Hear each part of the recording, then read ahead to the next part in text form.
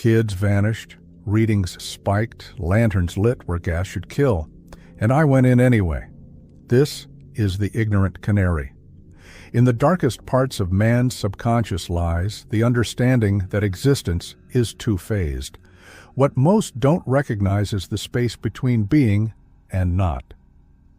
Between the spaces of life exists a world where the veil has been skewed to the point of dissolution.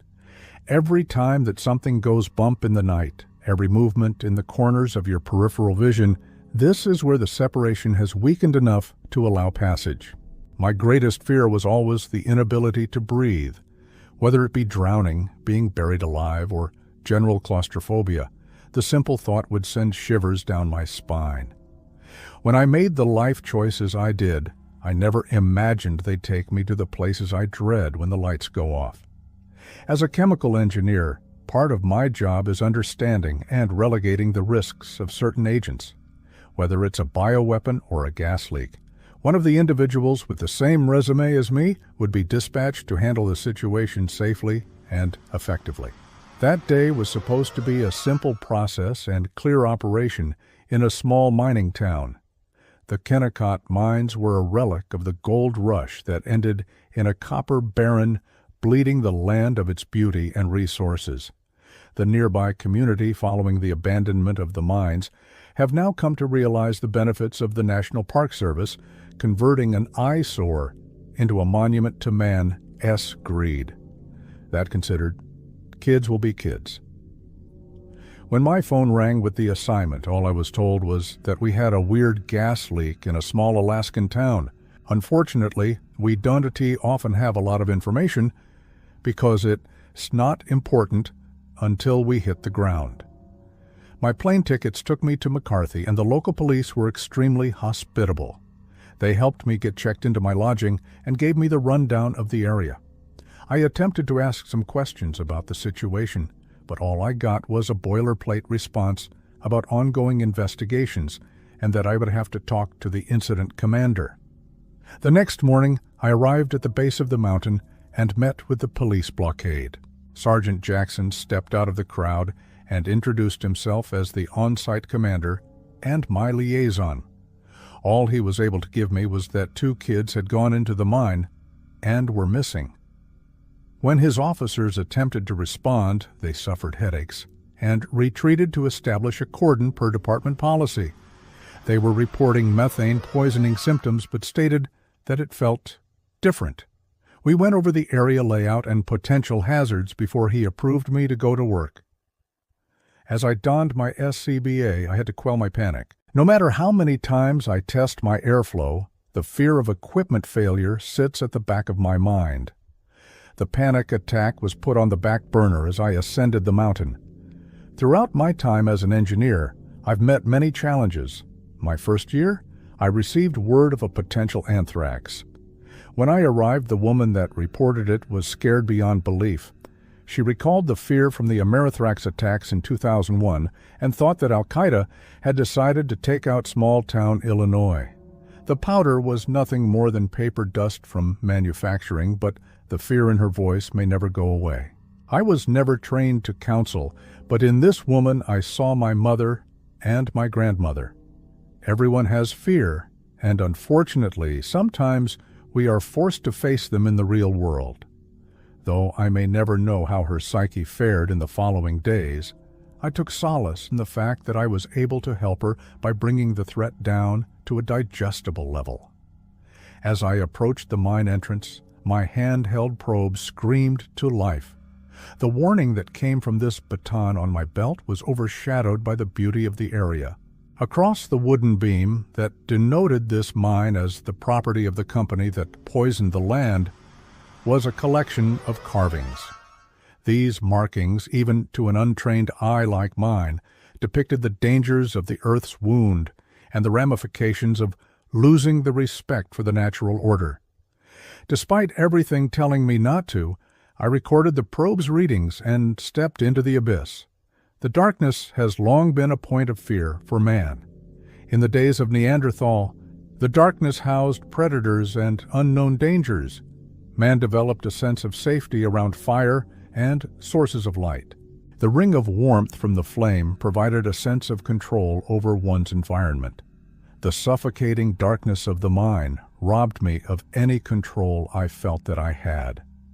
As I progressed amongst the remnants of the miners and the apparent lost souls that squatted here during their times of discovery, the earth seemed to embrace me as a part of her eternal being. My existence became less and less consequential the further I walked. As the space grew smaller, so did I. I came to a point where I was no longer able to stand. I pulled out my probe and attempted to take a reading in the hopes that I would not have to proceed.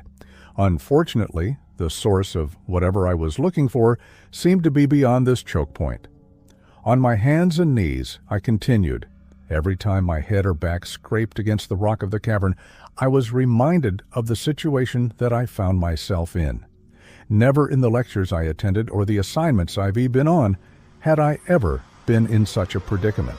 At the end of a corridor that seemed to stretch for miles, the room opened back up.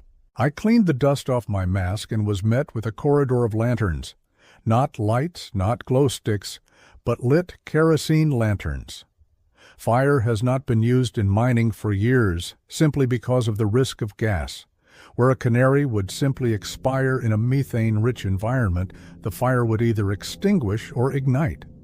Many a soul had been lost to a flash fire or an explosion that ended in a collapse.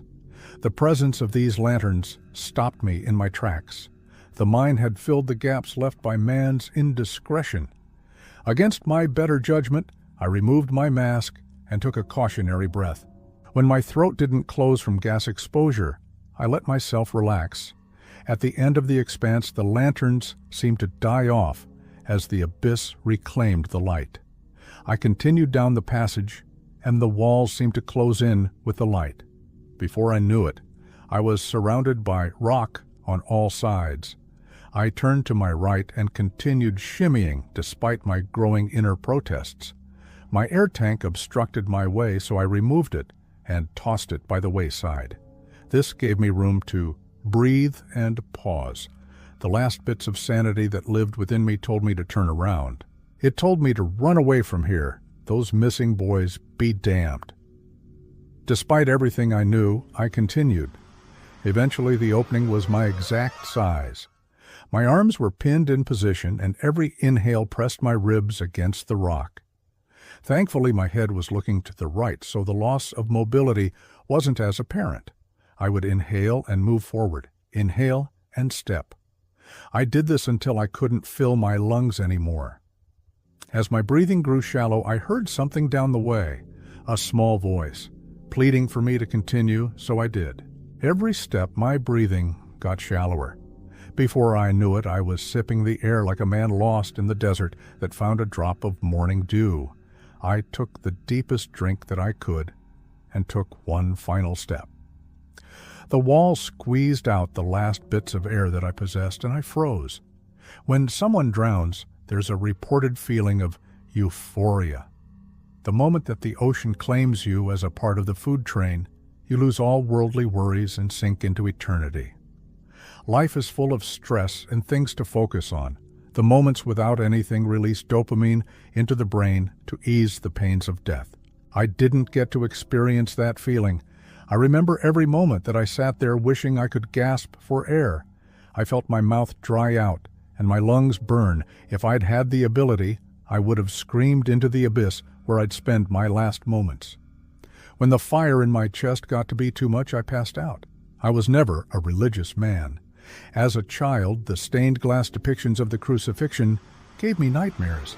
I would dream that I was carrying the cross and being whipped. I would dream that I was on the hill watching it happen. I would dream that I was Longinus with my spear sealing my fate. Maybe the fear was of hell. Maybe the fear was death.